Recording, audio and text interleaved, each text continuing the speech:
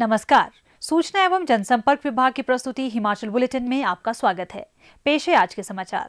राज्य के सभी उपायुक्तों, पुलिस अधीक्षकों और मुख्य चिकित्साधिकारियों के साथ मुख्यमंत्री श्री जयराम ठाकुर ने शिमला से वीडियो कॉन्फ्रेंसिंग के माध्यम से बैठक की।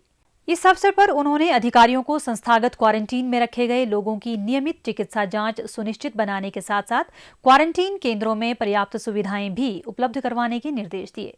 मुख्यमंत्री ने कहा कि डॉक्टरों की टीम क्वारंटीन केंद्रों का दौरा अवश्य करें ताकि वहां रहने वाले लोगों को बेहतर स्वास्थ्य सुविधाएं मिल सकें। बुजुर्गों और लंबी बीमारी से पीड़ित मरीजों को सभी आवश्यक स्वास्थ्य सुविधाएं उपलब्ध करवाई जाएं और जरूरत पड़ने पर उन्हें स्वास्थ्य संस्थानों में स्थानांतरित किया जाए। आवश्यकता पड़ने पर होटलों को भी संस्थागत क्वारंटीन केंद्रों के रूप में प्रयोग किया जा सकता है। इससे इन केंद्रों में रहने वाले लोगों का मनोबल भी बढ़ेगा। उन्होंने कहा कि स्वास्थ्य कर्मी बाहरी राज्यों से आने वाले लोगों की घर वापसी से पहले ही ऐसे लोगों के घरों का दौरा करें ताकि उसके परिवार के सदस्यों को शारीरिक दूरी बनाने के महत्व के बारे में जागरूक किया जा सके। श्री जयराम ठाकुर ने कहा कि संस्थागत व होम क्वारंटीन से बाहर आने वाले लोगों को अन्य लोगों को कोविड-19 के बारे में जागरूक बनाने के लिए ब्रांड एम्बेसडर के रूप में कार्य करने के लिए प्रेरित करने के प्रयास किए जाने चाहिए। कोविड-19 के दृष्टिगत बचाव उपायों और ग्राम पंचायतों में विकासात्मक गतिविधियों को लेकर मुख्यमंत्री श्री जयराम ठाकुर ने आज शिमला से वीडियो कॉन्फ्रेंसिंग के माध्यम से शिमला और बिलासपुर जिला के विभिन्न ग्राम पंचायतों के प्रधानों से बातचीत की। श्री जयराम ठाकुर ने प्रधानमंत्री श्री नरेंद्र मोदी का देश के लिए 20 लाख करोड़ रुपए का आर्थिक सुधार पैकेज प्रदान करने के लिए धन्यवाद किया। पैकेज में समाज के सभी वर्गों के कल्याण की परिकल्पना की गई है। मुख्यमंत्री ने कहा कि पैकेज के माध्यम से मनरेगा के लिए 40,000 करोड़ रुपए की अतिरिक्त धनराशि प्रदान की गई है। इससे निश्चित रूप से राज्य के ग्रामीण क्षेत्रों में विकासात्मक बुनियादी ढांचे में सुधार और रोजगार के अधिक अवसर सृजित करने में मदद मिलेगी। श्री जयराम ठाकुर ने कहा कि राज्य सरकार को देश के विभिन्न हिस्सों में फंसे हजारों हिमाचली लोगों से एसओएस संदेश मिल रहे हैं। उन्होंने कहा कि सरकार उनके कल्याण के लिए प्रतिबद्ध है और उन्हें वापस लाने के लिए हर संभव सहायता प्रदान कर रही है। उन्होंने कहा कि प्रधानों को गरीब और प्रवासी मजदूरों को भोजन और आश्रय प्रदान करने के लिए आगे आना चाहिए। उन्होंने कहा कि पंचायतों को लोगों के लिए फेस कवर और मास्क प्रदान करने के लिए भी आगे आना चाहिए। इस अवसर पर मुख्यमंत्री श्री जयराम ठाकुर ने कहा, सबका बहुत बड़ा एक योगदान रहा है। पिछले दिनों से जब से पूरे देश भर में, पूरी दुनिया में इस कोरोना ने जो है बहुत एक किस तरह का माहौल खड़ा किया है, जिसके कारण सारा विश्व आज परेशानी के दौर में से गुजर रहा है।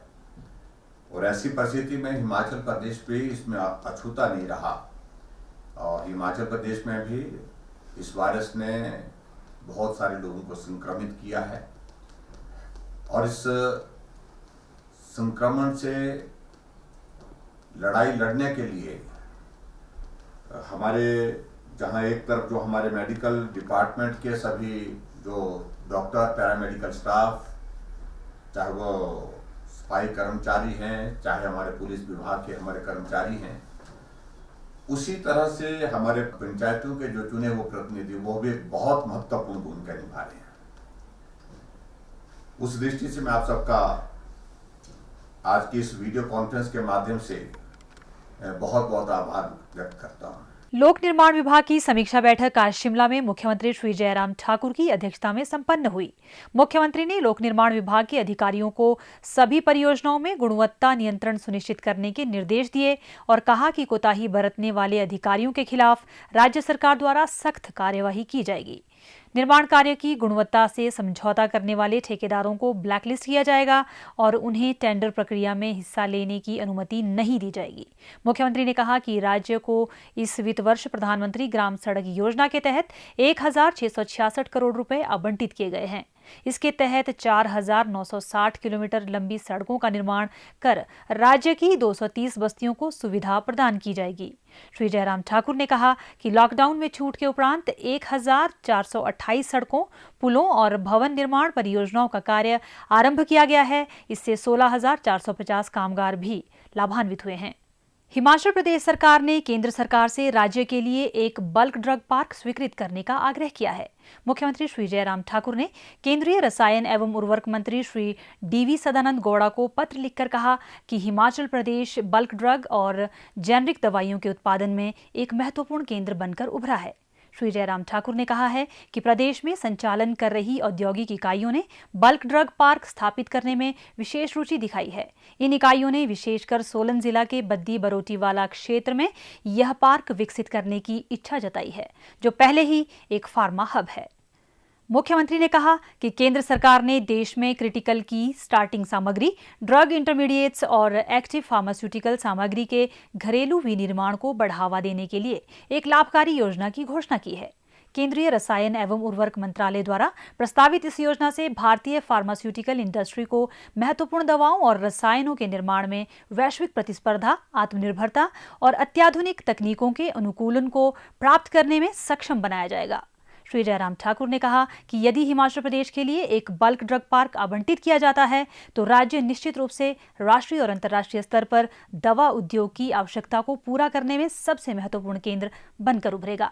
उत्तर पूर्वी राज्यों में फंसे हरियाणा, पंजाब और हिमाचल प्रदेश के लोगों को घर वापस लाने के दृष्टिगत सामूहिक रेल शुरू करने के लिए हरियाणा और पंजाब के मुख्यमंत्री को प्रदेश के मुख्यमंत्री श्री जयराम ठाकुर ने पत्र लिखा है।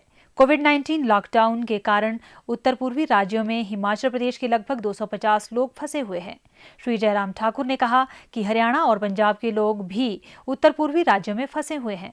उत्तर पूर्वी राज्यों से हिमाचल प्रदेश तक सड़क मार्ग से पहुंचना बहुत कठिन है, इसलिए पंजाब, हरियाणा और हिमाचल प्रदेश को इन राज्यों में फंसे लोगों को निकालने के लिए सामूहिक रेल चलाने के लिए संयुक्त प्रयास करने की आवश्यकता है। लॉकडाउन के कारण पुणे में फंसे हिमाचल के लोगों को वापस लेकर एक विशेष ट्रेन आज प्रातः 5 बजे ऊना रेलवे स्टेशन पहुंची। मुख्यमंत्री श्री जयराम ठाकुर के आग्रह पर केंद्र सरकार ने पुणे से ऊना तक विशेष ट्रेन चलाने के लिए अनुमति प्रदान की थी। इस ट्रेन के माध्यम से कुल 617 हिमाचल वासी वापस अपने प्रदेश पहुंचे। पुणे से सकुशल घर वापसी पर हिमाचल वासियों ने प्रदेश सरकार का आभार व्यक्त किया। मेरा नाम विजय कुमार है, मैं महाबलेश्वर पुणे से आया हूँ और मुझे हिमाचल शिमला के अंदर चौपाल नेरवा जाना है। ये बहुत ही अच्छा लगा सर हम लोगों को। हमें तो उम्मीद नहीं थी कि हम आ जाएंगे इस लॉकडाउन के अंदर यहाँ पे, लेकिन बहुत अच्छा लगा हम लोगों को ये देख के कि हमारे लिए सरकार ने बहुत कुछ किया। इवन कि हम लोगों का तो लास्ट टाइम पे हमने कांटेक्ट किया था तो उन्होंने 5 मिनट के अंदर मतलब हम लोगों को पास वगैरह इशू कराए। सब कुछ बहुत अच्छा हुआ सर। भाई सब जितेंद्र ठाकुर, मैं कुल्लू का रहने वाला हूँ। जैसे कि आप लोगों को पता है कि लॉकडाउन में हम लोग फंसे थे, तो हमारे को उम्मीद थी कि बहुत जल्द हम अपने घर पहुंचने वाले हैं। हम धन्यवाद करते हैं जयराम ठाकुर जी का। प्रदेश में कोरोना संक्रमण की जांच के लिए आज 1269 लोगों के सैंपल लिए गए, जिनमें से 262 लोगों की रिपोर्ट नेगेटिव पाई गई है, जबकि 1007 लोगों की रिपोर्ट आना बाकी है। अभी तक 19,490 लोगों की जांच की जा चुकी है, जिनमें से 18,390 सैंपल की जांच नेगेटिव पाई गई है। प्रदेश में कुल 90 लोगों में इस वायरस के संक्रमण की पुष्टि हुई है, जिनमें से 45 लोग इस बीमारी से ठीक हो चुके हैं और 38 व्यक्ति उपचाराधीन है। इस अंक में इतना ही। कल फिर मिलेंगे। नमस्कार।